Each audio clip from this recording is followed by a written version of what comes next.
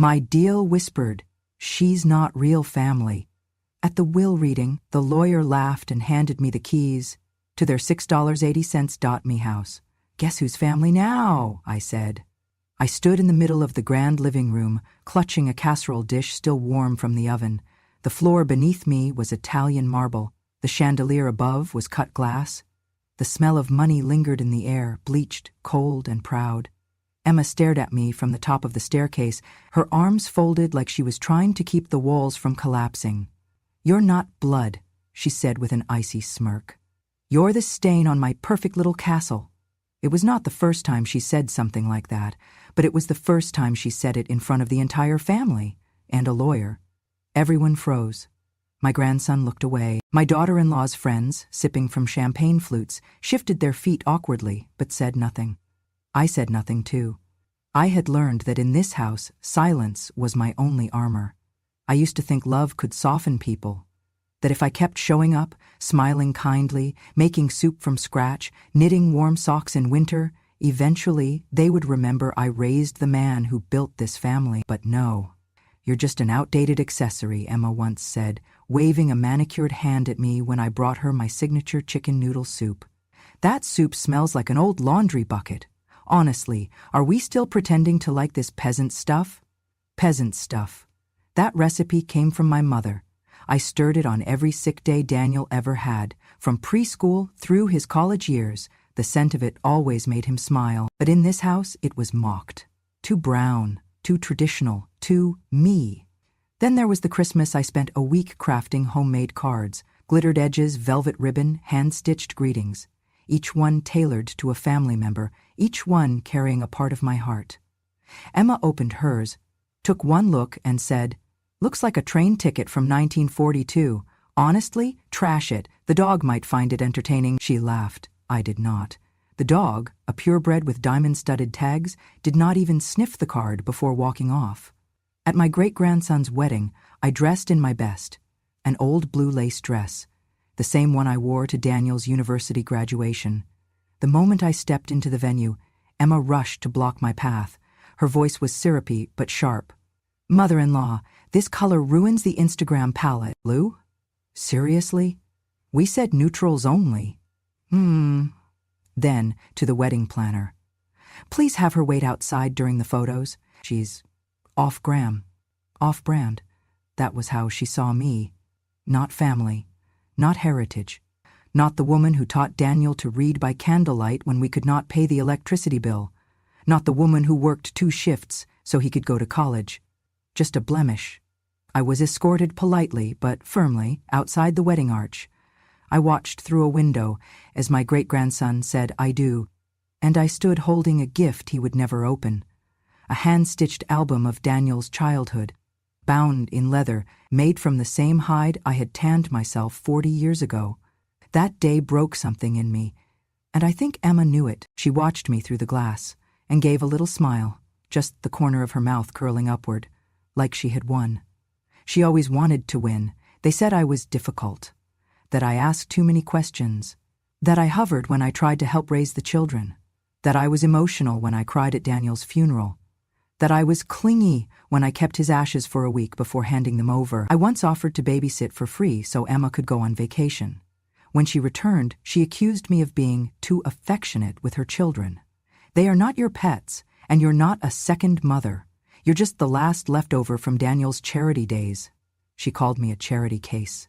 She, who never worked a day in her life before marrying Daniel, said I was something he brought with him, like old baggage or his asthma. One time, I stitched a small pillow for her youngest daughter. The child had drawn a picture of a son and her family, and I embroidered it into cloth as a surprise.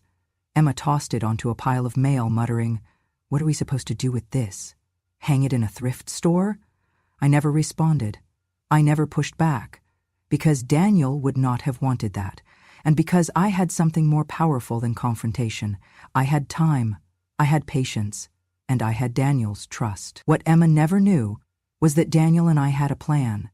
After his first cancer diagnosis, after he saw how his wife dismissed me, belittled me, and kept the children from me, he started moving pieces quietly. He transferred the deed to the house I now stood in.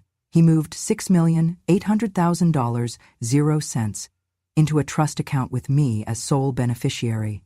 He left me letters, dozens of them in his slanted, stubborn handwriting, outlining every cruel word she ever said to him, and why he wanted me, not her, to carry his name forward. He died with my hand in his, whispering, "You're my home, Mom, you always were." And yet here I stood, in her kingdom, being told I was nothing. "You think you're owed something," she said that day, walking down the staircase slowly, theatrically. "You think raising Daniel gives you status? No, that was your job. He paid his debt, and now you can leave." I looked around at the living room Daniel had designed himself. Oak panels, framed photos of their vacations, the piano I'd bought for their son's 6th birthday. My name was on nothing. My heart was in everything. Emma reached for the casserole dish in my hands and snatched it. "What is this? Lentil mush again? We're having foie gras tonight, Mother.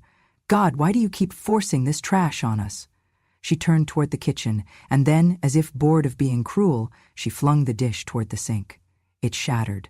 Lentils and shards of glass sprayed across the countertop. I took one breath. Just one. Her daughter walked in then, holding her phone.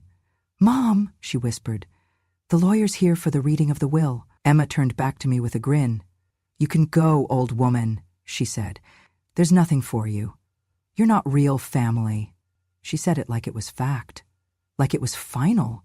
But what she did not know, what no one in that house knew, was that Daniel had left one last surprise, and it would arrive in 10 minutes with a leather folder and a single sentence that would change everything. I did not cry that night when Emma shoved me into the cold hallway after the collision of casserole and faux foie gras.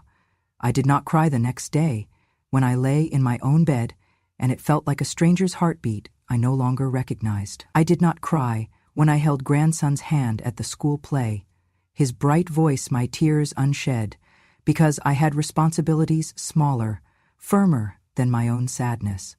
I baked him oatmeal cookies again. I knelt at his school open house pretending this was perfectly normal. I tied shoelaces, carried lunchboxes, asked about homework, made the same conversation that grandparents do while wearing the same sweater from 20 years ago, even though it smelled of mothballs and old fabric. Because I still trusted that love came dressed in the silence of everyday chores. I never told anyone that Daniel had been arranging things quietly. He told me under his $1,000 quilt in the middle of the night, "When the time comes, you will not be alone. You will have a foundation that cannot be shaken." I nodded. I believed him, but I did not ask how. That foundation had 2 legal pillars. First, joint tenancy with right of survivorship, a structure in Pennsylvania that transfers ownership automatically upon death without probate, cutting through court delays and disputes. Daniel placed our home and key financial accounts under this title, ensuring they would become mine seamlessly. The second was an irrevocable trust. Daniel moved all other assets, investments, savings, private accounts, into a trust where I was named the sole beneficiary. Irrevocable. By design, this trust shielded everything from contest, creditors, and even estate taxes. It was airtight, final, and above all, quietly brilliant. His last act of love, built with ink and intention. I discovered it one evening when Emma had outdone herself. She refused to let me near the Christmas tree, said I was stealing festive vibes. I walked into the study, a room I had arranged, just long enough to fold a napkin shaped like a dove for the dinner table, and there, under a brass lamp, was a folder with my name, in Daniel's handwriting. I knew his hand, even if I could not see his face again. I took the folder home. I lay it on my lap while the air conditioner hummed and the street lights threw bars across my quilt. Inside were clear, elegant documents. A deed showing joint tenancy with me. A trust document, irrevocable, naming me alone. Letters he had written, one for the lawyer, one for me, one to deposit in a safe. I held my breath and looked out the window. Emma's house glowed over the lawn like a cathedral for trophy wives. The soup I never made was probably still inside. No one had thanked me for living. No one had noticed I had loved behind a mask of complaints and cheap comments. I did not smile at first. I swore I would soberly carry this secret until the day of the reading. But that night, when I slipped into my bed, something gave, just at the corner of my lips. A smile broke free, steel and cold, because I knew that the castle that called me a stain was now legally mine, and there was nothing they could do.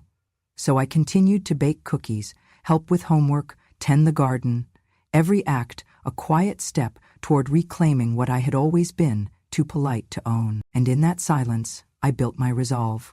When the day came to tell the lawyer, I could do it with simple calmness. When the time is right, present the documents. And I trusted that the lawyer's firm, full of Montague Ivy and navy suits, would not quiver under the weight of law, because my husband had already done the whispery work. He had made sure that when the final key was handed, I would be not just a guest, but the owner of their kingdom. I walked into that lawyer's parlor wearing my grief-like armor, my dress clean, the folds pressed and steady, my posture controlled, though my heart argued that I should stop at the front door, should turn and walk away, let Emma have her perfect little castle.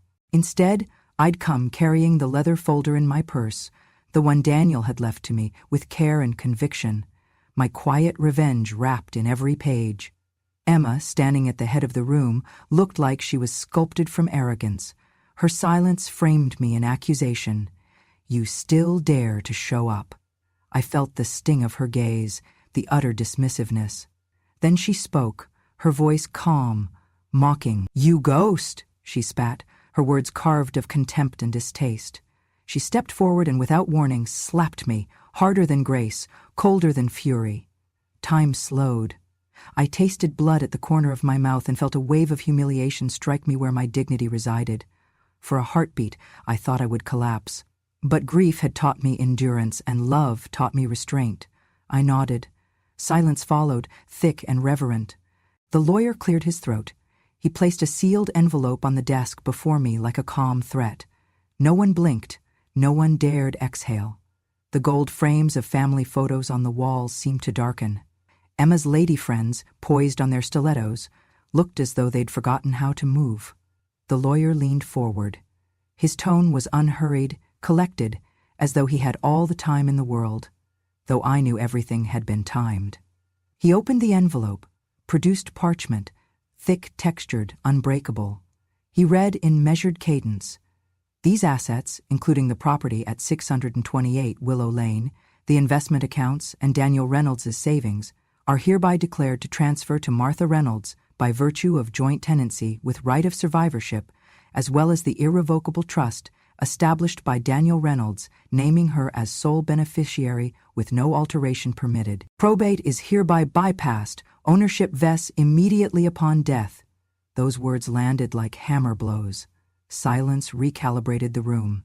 Every head turned, faces drained of color. Emma's mouth opened, then closed in the shape of shock or fear. The air seemed to crack. The lawyer reached into his briefcase and produced a set of keys, simple brass rings, elegant in their promise, but heavy in their meaning. He laid them flat on the table in front of me. I reached out, picked them up, and felt the weight settle in my palm. Everything shifted. I stepped forward. Lights gleamed on the cold brass. In that moment, I was nearly elevated above the room. I looked at Emma, her expression oscillating between outrage and the dull punch of defeat, at her friends, caught between loyalty and the realization that they too would fall, and at others, relatives, acquaintances who had once called me relic or charity case, who had erased me from the frames of Sunday dinner. I whispered, soft and clear, words that felt like centuries of waiting. Guess whose family now? The air trembled. Emma sagged as though gravity had betrayed her. The sound of breath, once held, returned, as audible as a gasp. My hand curled around the keys like they were the final line of a long poem I'd lived. I looked at every person there. I saw regret. I saw confusion. I saw capitulation. Then I saw hope in some, family I didn't yet know, and in that shimmering moment, I reclaimed everything that matters. Family not of blood but of truth. Property, security, my dignity. Emma staggered backward, her shoes making frightened whispers on the polished floor. The lawyer cleared his throat again and politely invited me to sit, as if I were the rightful owner. I did, each movement deliberate, unapologetic. In the silence that followed, I heard my own breath, as though I were a guest in my own chest. I felt sky and earth meet in that parlor, reality cracks giving way to gentle triumph. I could almost hear Daniel whispering a proud, broken well done.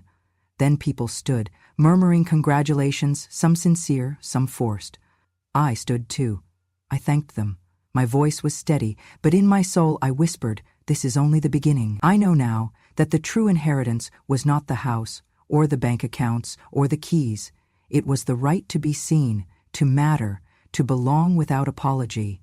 That afternoon, when I left the house and felt sunlight across my shoulders for the first time in decades, I realized that the house at 628 Willow Lane was more than bricks.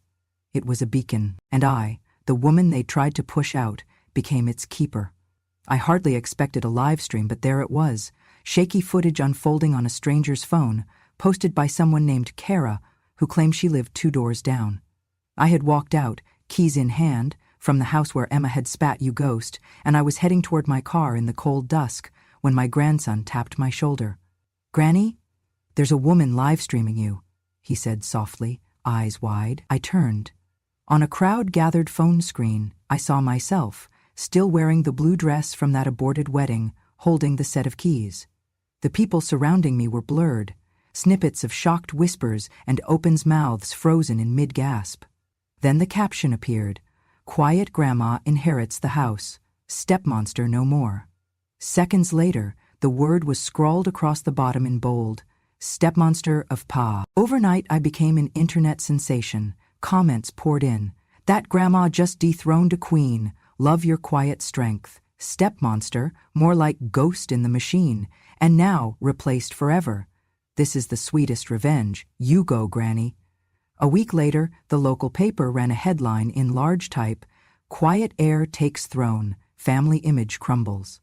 I held the folded issue in my hands like I held Daniel's letters as an affirmation. My name, Martha Reynolds, was printed above the fold beneath my photograph, smiling, dignified, carrying the keys. People were calling me a survivor, a steward of legacy, a quiet reclamation.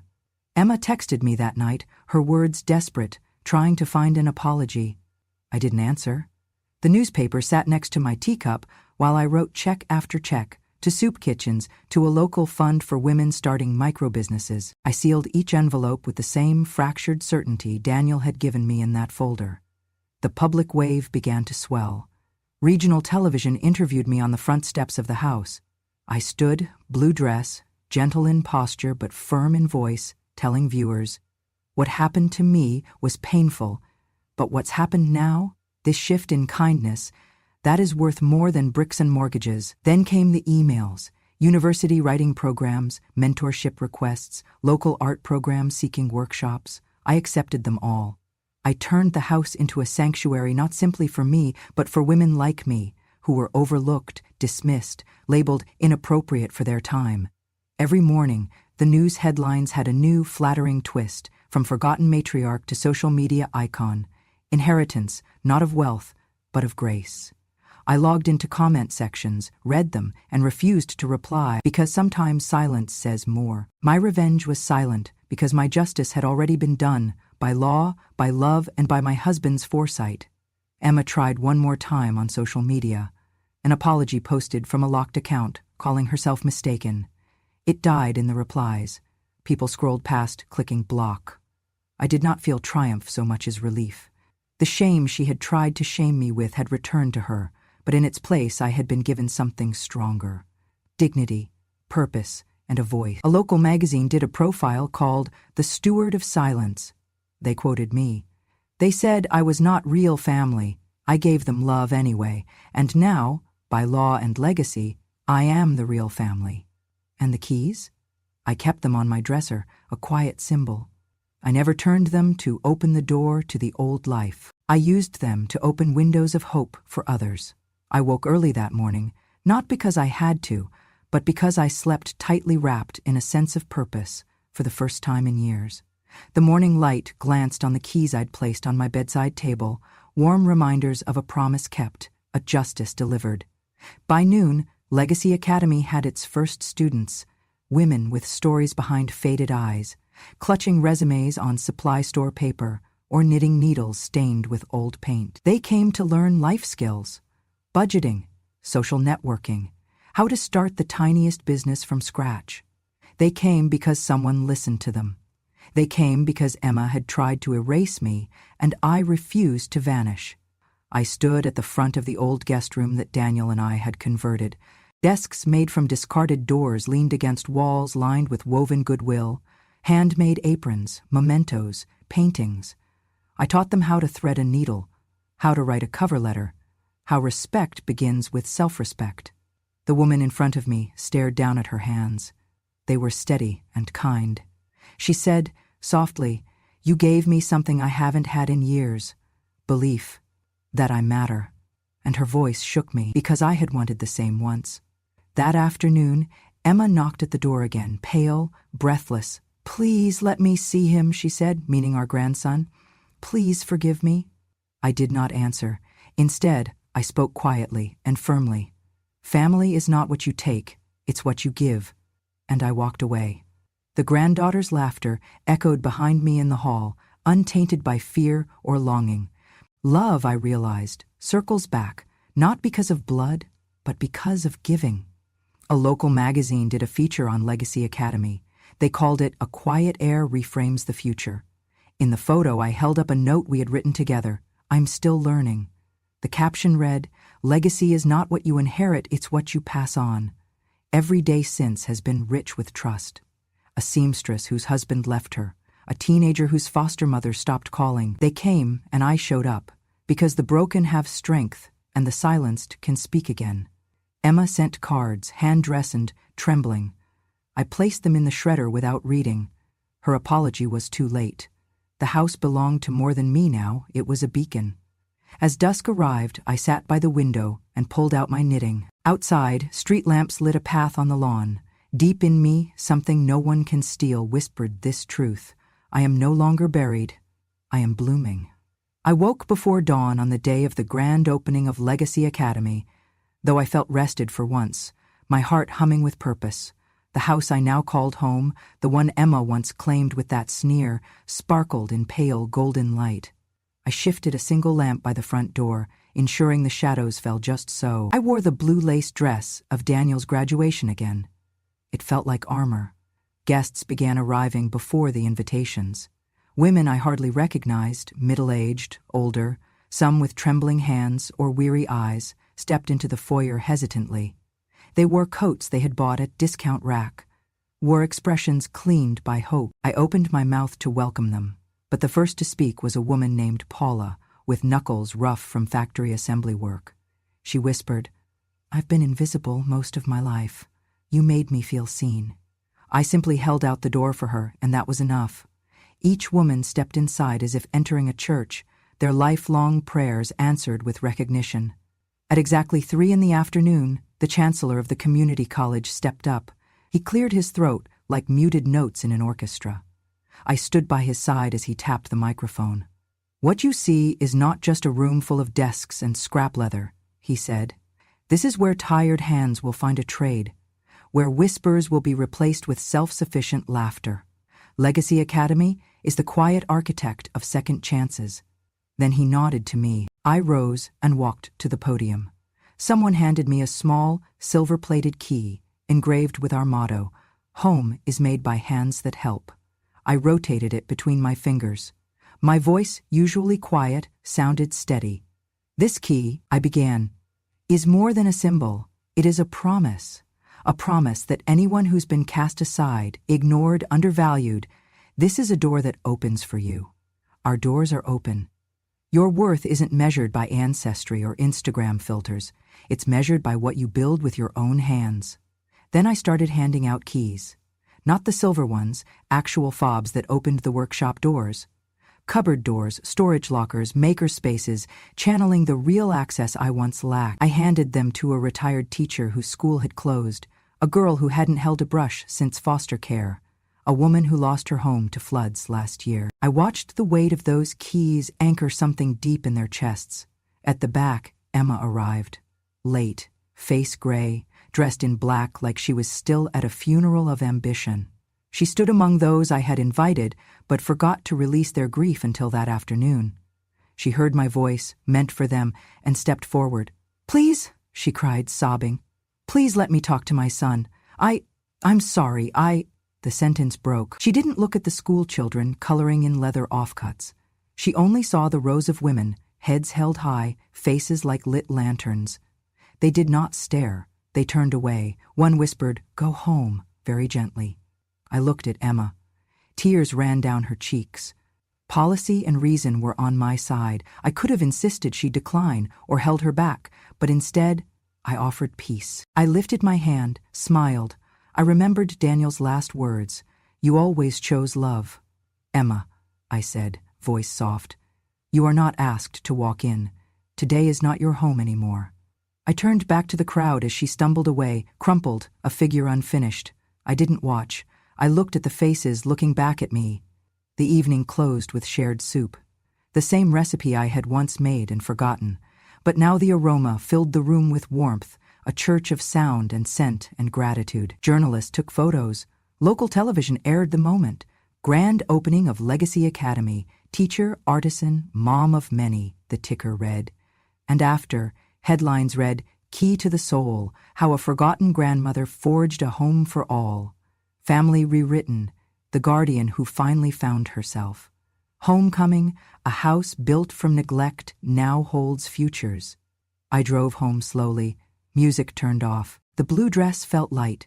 My heart was quiet, but full. Outside the academy, the porch light glowed amber. Inside, women worked leather, tapped keyboards, started small crafts, not knowing how much they already had inherited. I sat on the porch swing, my swing now, and held that tiny silver key in my hand. I closed my eyes and whispered, "Legacy is not what you inherit. It's what you choose to give," and I meant it. I woke to the sound of laughter echoing through the hallway of the Legacy Academy. Tiny, confident laughter, full and bright like morning light. It seeped into my sleep-worn bones as I rose from bed. I looked into the mirror at my reflection, strands of silver in my hair, eyes steady with purpose, and thought, this was always worth it. By mid-morning, someone had already painted a mural on the back wall, a winding tree whose leaves were faces, women's faces, each one unique, each one emerging from Adobe Paint and determination. I didn't help paint. I just stood there quietly while the artist, a former pastry chef who had lost everything, put the final touches on a child's smiling face. They called me Grandma of Legacy. A local blogger titled her post, "Legacy Born from Silence, How Martha Reynolds Built a Family That Isn't Related by Blood." Podcasts invited me to speak. A newspaper featured me, headshot in soft focus, with the quote beneath, "Home, I learned, is made of the people who hold your hands when everyone else turns away." But I felt no pride in being a symbol. Symbols don't build things, people do. The phone rang, mid-afternoon, unexpected. It was the mayor's office. He wanted to honor the academy with a city proclamation. "For your work empowering the forgotten and showing us that legacy is not inherited, it is forged." I told him, "Please don't mention me. Mention them," and gave him names. Carla the welder, May the tutor, Nadia who has no voice except an old camera. The academy hummed. Women clicked needles, practiced interviews, stitched logos onto canvas totes. We baked cookies for clients, taught someone to create a Facebook ad, worked a sewing machine like it was a conductor's baton. I walked among them, introducing myself quietly. "I'm Grandma Reynolds. I'll be here every day you need me." As weeks passed, the woman Emma discarded found confidence. She opened her own online boutique, showcasing leather journals and aprons. Another landed a job at the community college. Their laughter became routines in my day. I would pause, listen, and breathe them in. That was the inheritance I never mentioned to the world, the living ones. One evening, the grandson who once hugged Daniel's knees emerged in the academy. We had named the workshop Daniel's Corner. He stood beside me, touching freshly resistant leather. "Grandma, when I grow up, will I have a place like this?" he asked. I knelt and took his hand. I kissed his head and said, "You already do, sweetheart. You do already." He looked up and smiled. His smile was sunlight that had broken the decades of my waiting. They wanted me to give speeches now, but I said no. My messages were small gestures. Loaning my car for a mother to get to an interview, making soup for someone who can't cook, listening when people feel invisible. That was my covenant. The media called it a quiet revolution. People wrote letters. One said she had just cared for her dying husband and rediscovered her worth through our sewing class. Another wrote she had thought creativity died with age and now painted murals of garden flowers again. Someone asked me to define legacy. I said, legacy is not measured in dollars or keys. It's in the ones who learn to stand when the world is seated in judgment. At the end of each day, I locked up the workshop. You could still hear the hum of machines shutting down, and sometimes, just sometimes, a lone violinist playing in the next room, an artist practicing in solitude. The sounds of dreams landing softly. I walked home slowly under a sky edged with mauve and gold. I pressed the carved key, Legacy Academy key, lightly between my fingers. It was smooth now, worn. It fit both door and memory. A neighbor waved. I waved back, and I wasn't the stained and forgotten woman anymore. I was the keeper of a home not built of bricks, but built of belonging. I whispered once more into the twilight. We did this. We forgave the past so the future could smile. And I let the night answer me not with silence, but with hope. I awoke before dawn broke through the curtains. The house was silent, but I could hear something within me, the echo of every whispered insult, every forced smile, every moment I had been told I did not belong, resolving into calm. I walked to the window and watched the first pale finger of sunlight break across the horizon. It felt like a promise, sometimes whispered but always true. I wrapped a shawl around my shoulders and went downstairs. The old leather upholstery of the Academy's front door, the one used daily now, was cool and familiar beneath my fingers. I turned the key in its lock, 18th time, maybe more, but like every morning felt sacred. The Academy stirred awake, laughter, the sound of sewing needles, the tapping of keyboards in the computer room. It was alive. I greeted the day and the women whose lives intersected mine. Women who once believed themselves lost, learned that belonging wasn't determined by birth. A voice I recognized, Margaret, who had once introduced herself as just a widow, no one to remember me, laughed and waved a broken thread. How are you, Grandma? I smiled. Holding us together, honey. And I meant it. We settled into rhythm. Some folded fabric scraps, some practiced interviews. A teenager with soft eyes spelled out a business plan for eco-friendly tote bags. The center hummed with purpose. At lunch, I invited everyone to the garden behind the house. We ate sandwiches on homemade bread, soup in blue bowls, and tea in mismatched cups. The steam rose gently. Conversations wove between memory and plan. Someone looked at me, their eyes glimmering. You made this home, I nodded. It wasn't just the bricks or keys or funds, it was the hands, the trust, the shared moments. This was built with love. That afternoon, a journalist from the state paper arrived. She asked, "What does it mean to you now to be called Grandma of Legacy?" I paused, balancing the weight of the words through the afternoon light. I replied, "They said I wasn't family, but I built one with love. It's not lineage that creates ties, it's caring, teaching, giving space for people to become seen." Her pen rested softly. She nodded. I let her go, knowing my story was not for pageantry but for quiet strength. Weeks passed. The Academy hosted a craft fair, families, neighbors, students selling creations, sharing stories. There was noise, color, movement. The posters, "Legacy Lives Here," jewelry, scarves, and stories. I watched a mother hand a leather journal to her teenage daughter and say, "Make it yours." I saw a young man receive a binder with interview notes, tears glistening as he whispered, "I finally have hope." Emma called, using a first name I once forgot she used. She said, "I saw the article. You're doing better than fine. Maybe you could—" I cut her off gently. Belonging is not bloodline. It's the bridge you build when others burn theirs. I hung up. That evening, the house felt full of life. I lit the fireplace in the library, hung a painting drawn by one of the teens, her first portrait. It looked like sunlight growing from paper. I sipped my tea, crimson in the firelight, and thought, love had returned to me, blooming in the hands that once hurt me. Night came and I stood on the front porch, listening to children's laughter drifting through the door, crafts being packed, promises being made. My shawl held years of grief and hope both. I opened my purse and took out the silver key again, The one engraved, "Home is made by hands that help." It was warm. I pressed it gently to my palm and whispered, "We built this." The night answered, not with silence, but with peace. A gentle breeze stirred. I closed my eyes and let the sorrow and gratitude balance.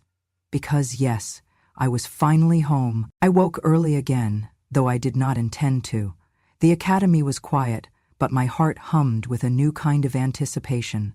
For weeks, I had thought about something I once abandoned in my youth: cake decorating. It wasn't just about icing or sugar. It was about beauty, crafted hand to hand, memory plated on a cake, a chance to create joy through sweetness. By mid-morning, I unlocked the craft room and cleared away a corner. I pulled out a basic cake board, spatulas, and a bag of fondant petals, items donated by a pastry student who had passed through Legacy Academy. I had never touched fondant. I rolled it gently between my fingers and felt curiosity bloom inside me, smooth and promising. I spent the afternoon alone, frosting a vanilla sponge, layering buttercream, and struggling to shape petals. Every wobble, every crooked swirl made me smile. There was something holy in it, care in small acts, beauty in creation.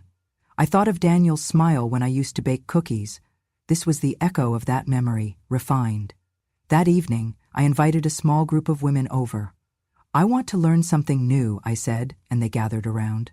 They had seen me bring comfort through leather, through teaching. Today, they watched me bring something sweet and fragile to life. One young woman, Rosa, traced an uneven petal with her finger and said gently, "You made this so we could be happy." We laughed. We tried coaxing roses. We failed. We succeeded. Each messy swirl was our collective triumph. News spread. A local food blogger featured Legacy Academy, not for leather or craft, but for transforming sadness into sugar art. She called it the sweet heart of Legacy Academy. Soon, weekend classes began. We learned piping techniques, edible gold dust, handmade sugar pearls. My hands, aged but agile, remembered kneading leather and learned again how to knead fondant. The students and I baked peach sponge layers, smells that combined old memories of soup days with new ones of frosting laughter. Pickleball came up in conversation, another hobby I thought might brighten mornings. It's gentle on joints, social, and fun. I watched videos of people my age playing, laughing as they delivered soft volleys. I thought, maybe, someday. Every day now, noise drifted through the hallways, spatulas tapping bowls, quiet coaching on cake levels, the hiss of portable mixers, and the sound of confidence building. One afternoon, Emma knocked. My heart tightened. She wore faded colors. She spoke slowly, voice shaky. I saw your display online. I thought making the house my own would erase you. But this? It's beautiful." She paused. "Can I help?" The word cracked between us. I looked at the piping bag, still filled with ivory icing. I thought of the years she poured, contempt, but I also thought of this room, now shining with purpose, and I knew I could offer her a piece of cake. I handed her a spatula. She looked shocked, but took it. Her first roses were clumsy, but she smiled.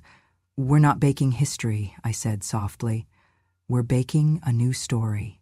After she left, I thought, belonging is sometimes born in flour and sugar, in reaching hands and forgiving hearts.